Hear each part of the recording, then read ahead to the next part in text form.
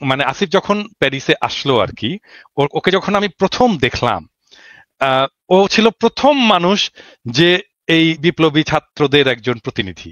হ্যাঁ, ও যখন আমার সামনে আসলো, আমি এটা বিশ্বাস করতে পারিনি যে আমি আসিফকে দেখতেছি। আমি ওকে জড়ায় ধরলাম এবং জড়ায় ধরে কাঁদতে শুরু করলাম।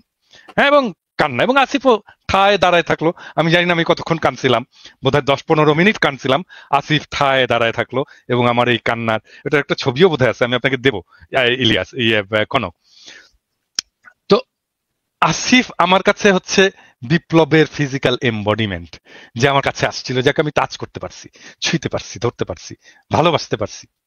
তো একটা, আমার সাথে আপনারা জানেন যে আমি আমি খুবই ইমোশনাল মানুষ, এবং সেই অর্থে আসিফের সাথে আমার একটা খুব ব্যক্তিগত ইমোশনাল একটা সম্পর্ক আছে। হ্যাঁ, খুবই ব্যক্তিগত ইমোশনাল সম্পর্ক আছে, এবং ইলিয়াস জানে যে আসিফকে আমি কম বকাবকি করি না, প্রচন্ড বকাবকি করি। মানে এই ছাত্রদের মধ্যে দুইজন আমার বেশি বকাবকি খায়, প্রথম আসিফ, আর নাম্বার 2 হচ্ছে হাসনাত। এবং আমি কিন্তু চেষ্টা করি সবসময় যেন আসিফ কোনো ভুল না করে, কোনো মিস্টেক না করে, ওকে কাউন্সেল করা, ওকে শেখানো, ম্যানেজমেন্ট শেখানো। আমি এগুলো ছোটখাটো অনেক বিষয়ে তাকে সাজেশন দিই। ছোট ছেলে। এখন ধরেন যদি কেউ বলে যে মানে আপনি আশকারা দিয়ে দিয়ে আসিফকে এরকম করছেন, বলতে পারে, যদি বলে। হ্যাঁ, কিন্তু আমি আসিফের প্রতি ওই স্নেহ, ওই ভালোবাসা, ওইটাকে আমি সবসময় নাকচার করব। আমি আসিফের এই কথাটা বলাটা ঠিক হয়নি, এই যে আমি ওয়েস্ট ইন্ডিজে যাই, এই কথাটা বলাটা ঠিক হয়নি। এবং আমি কিন্তু সত্যি খুব রাগ করছি আসিফের উপরে এই কথাটা বলাতে।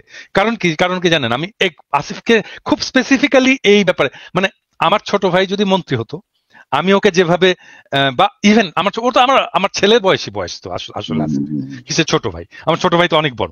আমার ছেলে যদি হতো, মন্ত্রী হতো, আমি তাকে যেভাবে তাকে ধরে ধরে ধরে ধরে ধরে ধরে শেখাতাম, আমি আসিফকে কিন্তু এই বিষয়গুলো শিখিয়েছি। আমি কিন্তু ওকে বলছি যে আসিফ, তুমি তোমাকে খুব মিনিমালিজমের উপরে চলতে হবে, খুব অল্প জিনিসে তোমাকে তৃপ্ত থাকতে হবে, খুব বেশি জিনিস, তুমি যখন ভাত খাবে একটা তরকারি দিয়ে ভাত খাবে, একটার বেশি তরকারি নিবে না। আমি বলছি কেন নেবে না, কারণ তোমার দেশের মানুষ একটার বেশি তরকারি দিয়ে ভাত খেতে পারে না।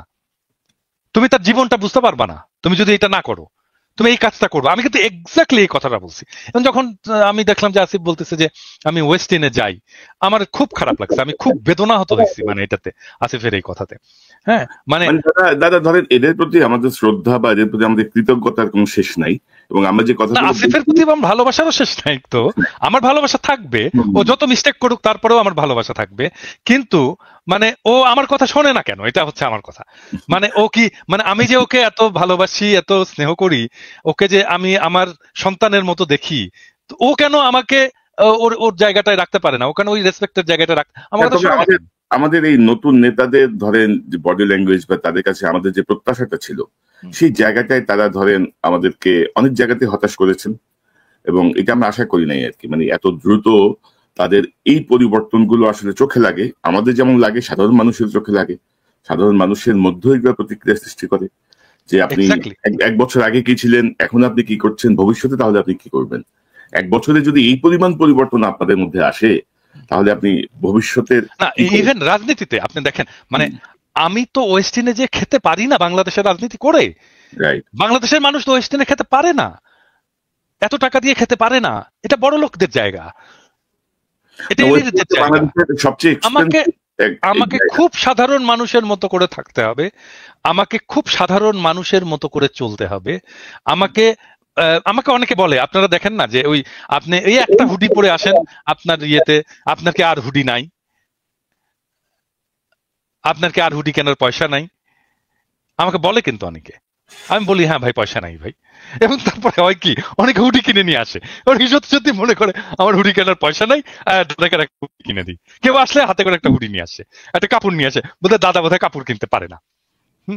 আরে ভাই, আমি এই প্রসঙ্গে একটা এক জিনিস অ্যাড করি। ধরুন আমরা যখন সাংবাদিকতা শুরু করি, ধরুন আজ থেকে 28-30 বছর আগে, কিছু জায়গার কিছু ট্রেনিং আমি স্পেসিফিক মনে নাই, উনি বলতেছিল তুমি যখন পাবলিকের সাথে কথা বলতে যাবা, গ্রামে যাবা, বা কোনো একটা মেহনতি মানুষদের নিয়ে কাজ করবা, কোনো একটা ইয়েতে যাবা, তোমার গায়ে থেকে যেন ভুল ভুল করে পারফিউমের গন্ধ বের না হয়। অবশ্যই না। তোমার হাতে যেন ওই সাধারণ মানুষের হাতে ঘড়ি নাই, তোমার হাতে যেন ঘড়ি না থাকে।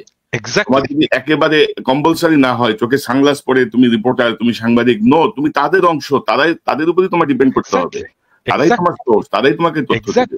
এক্স্যাক্টলি। এই যে মিলে যাওয়া, এখন তোমার গায়ের থেকে যদি ভুরভুর করে ফুরফুরে গন্ধ বের হয়, সাধারণ মানুষটা তোমার সাথে পার্থক্য তার মনের মধ্যে তৈরি হয়ে যাবে না। আমার সাথে আমার গায়ের সঙ্গে ঘামের গন্ধ আর ওনার গায়ের থেকে এত সুন্দর ফুলের গন্ধ বের হয়, তো উনি নিশ্চয়ই আলাদা প্রজাতির মানুষ। তো এই জায়গাগুলো রাজনীতিবিদদের আরো সিরিয়াসলি খেয়াল রাখতে হবে, যেমন সাংবাদিক। আমি একটা ছোট্ট এক্সাম্পল দিই, মানে এটা প্রবাবলি আমাদের ভবিষ্যতের রাজনীতিবিদদের জন্য কাজে লাগবে। মানে আমি যখন এক্সিকিউটিভ ছিলাম আর কি, বাংলাদেশে যখন আমি এক্সিকিউটিভ ছিলাম, আমি তো সিইও পর্যন্ত ছিলাম এবং আমি খুব পপুলার সিইও ছিলাম। আমি কেন পপুলার সিইও ছিলাম জানেন? আমি যখন ট্যুরে যেতাম, মানে অফিসিয়াল ট্যুরে যেতাম, আমি হয়তো যাচ্ছি ধরেন একটা গ্রামে যাচ্ছি, হ্যাঁ, একটা উপজেলায় যাচ্ছি, ওইখানে রাত হচ্ছে, হ্যাঁ, আমি তো আমার সাথে গাড়ি আছে, আমি তো গাড়িতে ফিরে এসে জেলা শহরে হোটেলে থাকতেই পারি। আমি করতাম কি, আমি বলতাম যে ওই উপজেলায় ওই গ্রামে যে আমার কলিগটা কাজ করে ওর বাসায় আমি থাকবো। অনেক সময় দেখা যেত সে মেসে থাকে, আমি বলতাম ঠিক আছে আমি মেসেই থাকবো, কোনো অসুবিধা নাই, আমার মেসের জায়গা হবে তো, একটা একটা শোয়ার জায়গা হবে তো, হ্যাঁ হ্যাঁ স্যার হবে, কোনো অসুবিধা নাই। আমি ওইখানে যেতাম, মেসে থাকতাম, আমি ওদের বাসায় থাকতাম। তারপরে আমি বলতাম যে আমার জন্য যেহেতু রান্না বান্না করবে, তোমরা কিছু তরি তরকারি, সবজি, মাছ, মাংস কিনে দিও ওর বাসায় ওই দিনের জন্য আমার উপহার হিসাবে। তো এটা কিনে দেওয়া হতো, ওরা একটা রান্না বান্না ওদের মতো করে, ওরা সবচেয়ে ভালোভাবে আমাকে রাখার চেষ্টা করতো। কিন্তু আমি যেটা পেতাম, হ্যাঁ, আমি কিভাবে থাকতাম সেটা বড় কথা না, আমি যেটা পাইতাম, আমি দেখতাম ও কিভাবে থাকে,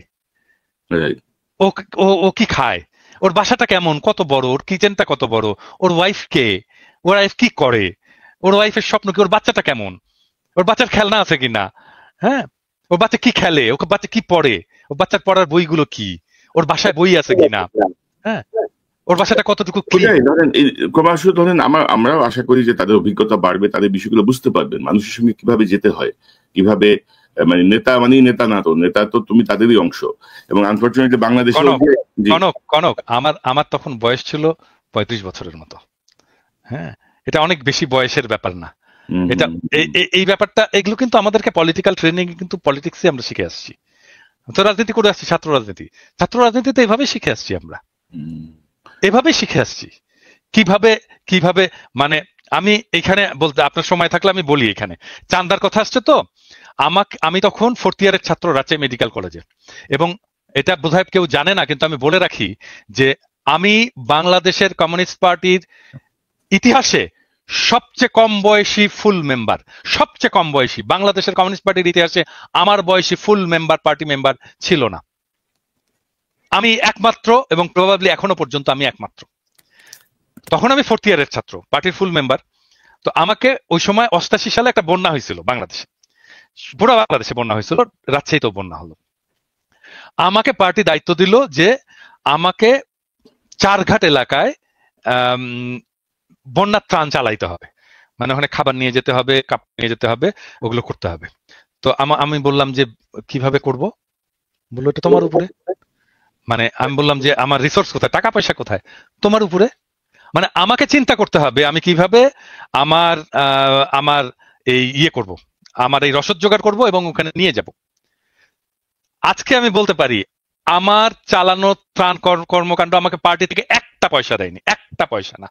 আমার চালানো ওই ত্রাণ কর্মকাণ্ড চারঘাটের মানুষ প্রবাবলি এখনো মনে করতে পারবে যে ওই মেডিকেল কলেজের একটা ছেলে এখানে এসে ত্রাণের কাজ চালাই গেছে। কিভাবে করছি জানেন? আমি চিন্তা করলাম যে আমি করবো কি, আমার কাছে কোনো টাকা পয়সা নাই, আমি করবোটা কি? তো চিন্তা করে বের করলাম যে আমি যে লোকালিটিতে থাকি মেডিকেল কলেজের আশেপাশে, ওইখানে বাসায় বাসায় গেলাম আর কি, যে বললাম যে ভাই আমি মেডিকেল কলেজের ছাত্র, চেনেন তো আমাকে, আমি চারঘাটে ত্রাণ করতে যাব, কালকে যাব, তো আপনি সকালবেলা যে রুটি বানান না, আপনি 2টা রুটি এক্সট্রা বানায়েন, আমি সকালবেলা আসবো, নিয়ে যাব রুটিটা। তো এরকম বলে আসলাম অনেকগুলো বাসায়। পরের দিন আমি ভাবছি আর কতগুলোই বা রুটি দেবে, 4-5টা বস্তা টস্তা নিয়ে, ব্যাগ ট্যাগ নিয়ে আমরা গেছি করতে। তারপরে যে দেখি ওরে মা, কিসের 2টা রুটি, 20টা রুটি বানায় রাখছে একটা বাসা, হ্যাঁ, কেউ খিচুড়ি ভরে হাড়ি ভরে খিচুড়ি রান্না করে রাখছে, বিশাল ব্যাপার। পরে আমাদেরকে ভ্যান ভাড়া করতে হইলো, ভ্যান আলা আসলো, ভ্যান আলাকে বললাম ভাই আমার কাছে কিন্তু পয়সা নাই, বললো কিচ্ছু লাগবে না ভাই, তোলেন এগুলোর উপরে। ভ্যানে তুললাম, ভ্যানে তুলে চারঘাটের বাসে গেলাম, বাসের উপরে তুললাম সমস্ত ত্রাণের জিনিসপত্র। বাসওয়ালাকে বললাম, ভাই আমার কাছে কিন্তু পয়সা নেই ভাই। বলে, কি করবেন আপনি এগুলো? আমি বললাম, ত্রাণ দিতে যাবো। বলে, কিচ্ছু লাগবে না, ওঠান আপনি সব, কি কি আছে ওখানে সব তোলেন। চারঘাটের বাসে যে আমাকে নামাই দিল, ওইখানে ভ্যান, একটা পয়সা লাগলো না। মানে মানুষ যখন আপনার যখন নিয়ত দেখে যে আপনি ভালো নিয়ত একটা কাজ করতেছেন, মানুষ আগায় আসে রে ভাই। আপনার যদি রাজনীতি ঠিক থাকে, আপনার টাকার কোনো অভাব হয় না, পয়সার কোনো অভাব হয় না।